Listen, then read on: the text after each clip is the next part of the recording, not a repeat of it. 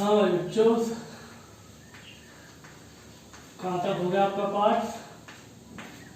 दिनांक हो गया आपकी आज 6/5/2020। विषय विज्ञान, कक्षा 7, पाठ तीसरा चल रहा आपका। पाठ का क्या नाम है? पदार्थ की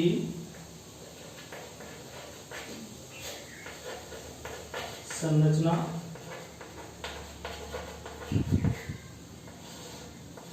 एवं प्रकृति। ये था पाठ आपका। इसमें पदार्थ की संरचना, पदार्थ के प्रकार, प्रकृति, अम्ल, क्षार, ये सब चीजें हो गई थी। अम्ल तक हो गया था। इसके बाद अम्ल और अक्षार या अक्षारक बोल सकते हैं। अक्षार या अक्षार क्या होता है? वे पदार्थ जो स्पर्श करने पर, क्या स्पर्श करने पर, छूने पर, वे पदार्थ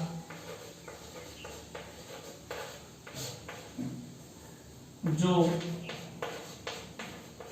स्पर्श यानी छूने पर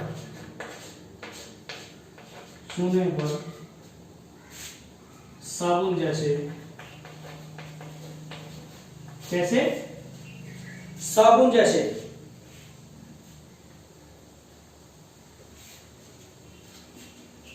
वे पदार्थ जो स्पर्श या छूने पर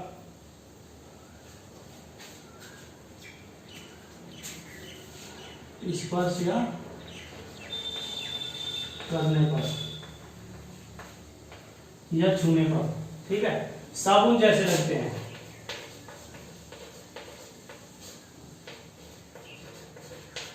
लगते हैं अक्षारक या भस्म कहलाते हैं।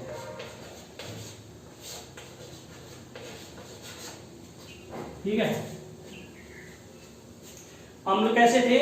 अम्ल वे पदार्थ है जो स्वाद में खट्टे होते हैं, लेकिन अक्षार को हम चख नहीं सकते क्योंकि इनका पीएच बहुत अधिक होता है, ये हानिकारक होते हैं। ठीक है।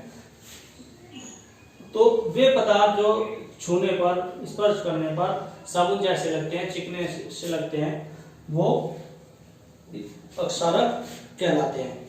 जैसे आपके NaOH है, KOH है। NaOH sodium hydroxide, KOH potassium hydroxide, चूने का पानी, ये सभी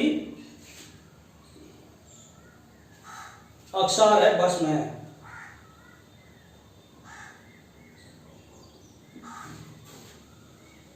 अब हम इसमें अम्ल और अक्षार की पहचान कैसे करेंगे? अम्ल एवं अक्षारक की पहचान।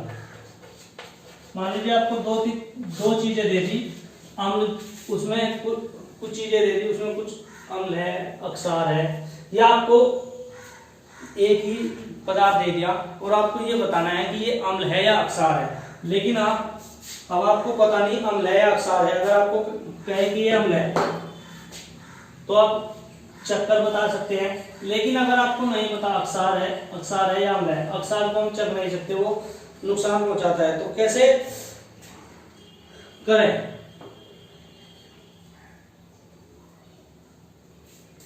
तो इसके लिए आपको कुछ सूचक की आवश्यकता पड़ती है।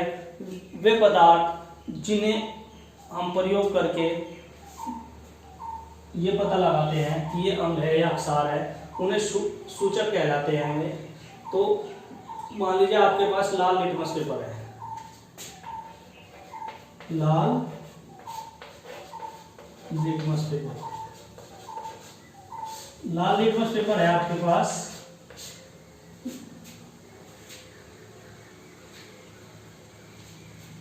हम क्या करते हैं, लाल लिटमस पेपर को नीला कर देते हैं। बताया था हम लाल लिटमस पेपर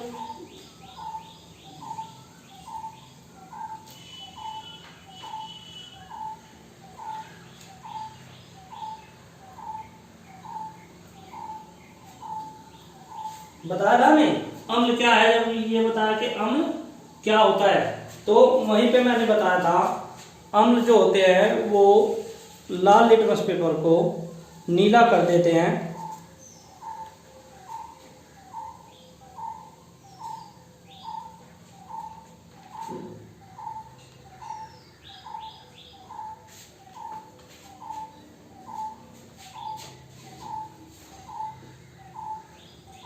तो नीले लिटमस पेपर को क्या करते हैं हम, लाल कर देते हैं। मान लीजिए कोई पदार्थ आपको दिया है, आपको एक नीला लिटमस पेपर दे दिया या लाल लिटमस पेपर दे दिया,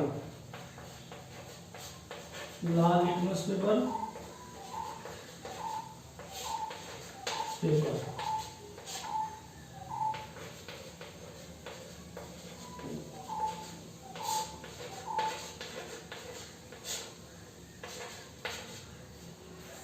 दो लिटमस पेपर है आपके पास, लाल और नीला या नीला और लाल, इस प्रकार से, ठीक है।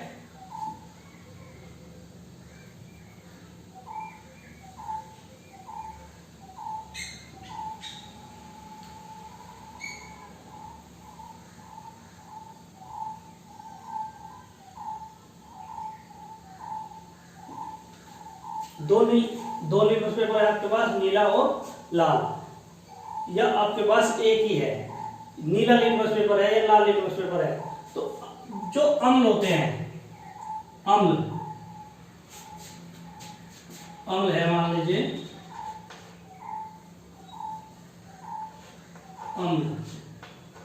अम्ल में यदि नीले लिटमस पेपर को मिला डालेंगे, भिगोएंगे, तो ये लाल हो जाता है। और अगर अक्सार है,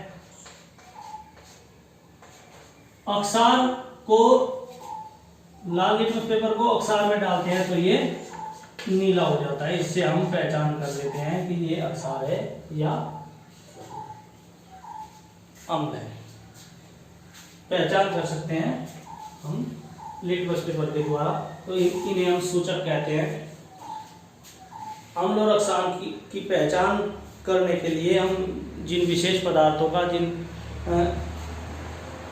रासायनिक पदार्थों का इस्तेमाल करते हैं, प्रयोग करते हैं, उन्हें सूचक कहते हैं। जैसे फिनोपैथिलीन एक सूचक है और मेथिल ऑरेंज भी, मिथाइल ऑरेंज भी एक सूचक होता है।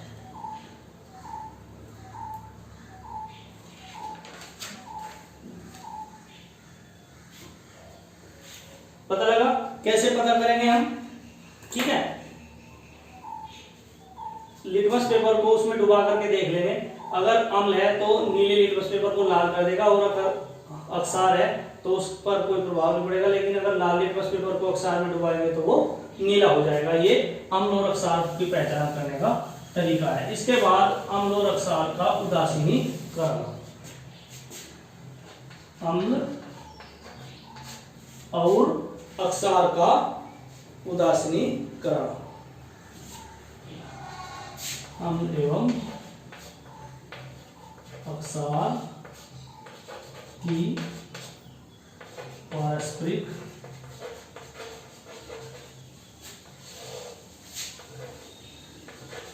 क्रिया उदासीनीकरण।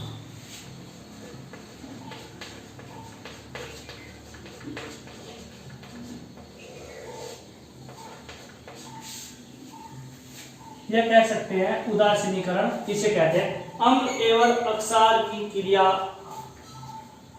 को हम उदासीनीकरण कहते हैं। जब हम अम्ल और अक्सार की क्रिया कराते हैं तो एक उदासीनीकरण कहलाती है।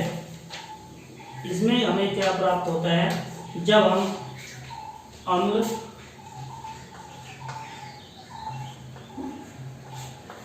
प्लस अक्सार मिलाते हैं तो क्या बनता है? लवण प्लस जल। अम्ल और अक्सार की क्रिया के फलस्वरूप लवण और जल बनता है, इसलिए हम इस क्रिया को उदासीनीकरण कहते हैं। क्यों? क्योंकि अम्ल की अम्लता खो जाती है और अक्सार की अक्सारता खो जाती है और दो नए पदार्थ लवण और जल मिलते हैं, इसलिए इस क्रिया को हम उदासीनीकरण कहते हैं। जैसे आपका HCl। HCl क्या है? अम्ल है, हाइड्रोक्लोरिक अम्ल। ये आपका हाइड्रोक्लोरिक अम्ल plus NaOH। NaOH sodium hydroxide. Sodium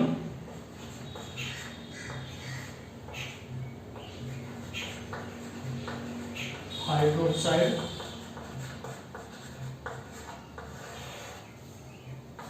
क्या है? अक्सार। क्रिया कराइए, क्या बन जाएगा? NaCl plus H2O sodium chloride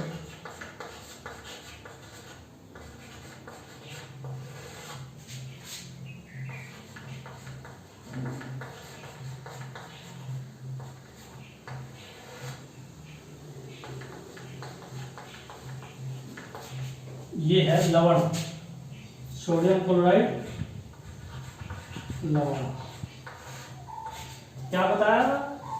अम्ल प्लस अक्सार की जब क्रिया कराते हैं तो लवण और जल बनते हैं, यानी हाइड्रोक्लोरिक अम्ल लिया, सोडियम हाइड्रोक्साइड अक्सार लिया, जब इनको हम आपस में मिलाते हैं तो सोडियम क्लोराइड बनता है। सोडियम क्लोराइड एक लवण होता है जो हम रोजमर्रा के जीवन में रोज खाते हैं। नमक जो होता है वो सोडियम क्लोराइड एक प्रकार से लवण है और जल बनता है। इस तो ये उदासीनीकरण की क्रिया है। इसके बाद ये समझ आया आपका? इसके बाद इसमें बस बचता है जो पार्ट में, वो है अम्ल एवं अक्सार। अम्ल एवं अक्सार का औद्योगिक क्षेत्र में उपयोग, अक्सार का, लवण का, इन सब का औद्योगिक उपयोग। अम्ल अक्सार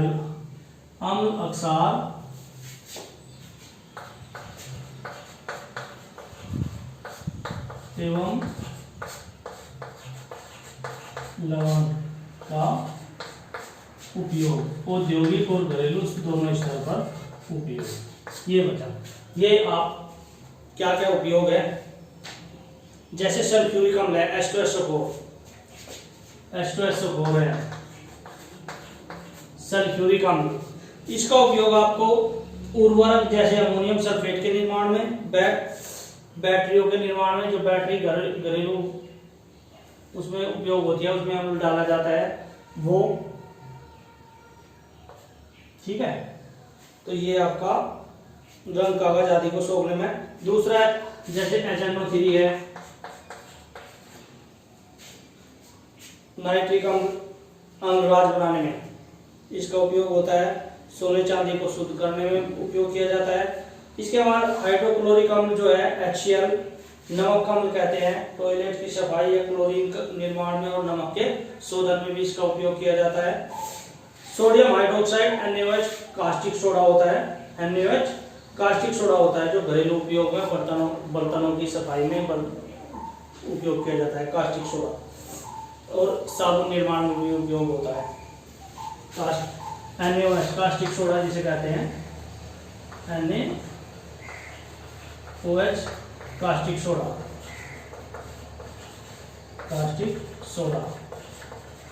कहाँ उपयोग होता है? साबुन निर्माण में। साबुन निर्माण में होता है, घर में आप बर्तनों की सफाई में भी यूज होता है। इसके बाद सोडियम क्लोराइड कॉमन साल्ट जो होता है NaCl, ये लवण है, अभी बताया मैंने। NaCl नमक घर खाने के काम आता है, भोजन के रूप में आपके। सोडियम कार्बोनेट Na2CO3, Na2CO3 होता है, Na2CO3। सोडियम कार्बोनेट कपड़े धोने का सोडा बोलते हैं इसको। और सोडियम बाइकार्बोनेट NaHCO3 खाने का सोडा,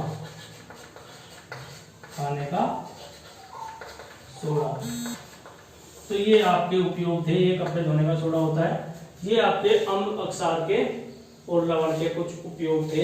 ये आपका पाठ पूरा हो गया।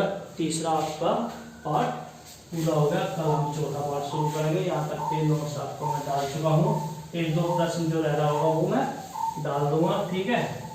अब आप कल हम चौथा पाठ शुरू करेंगे। ये आप कंप्लीट कर लीजिएगा अपनी फेयर कॉपी पे।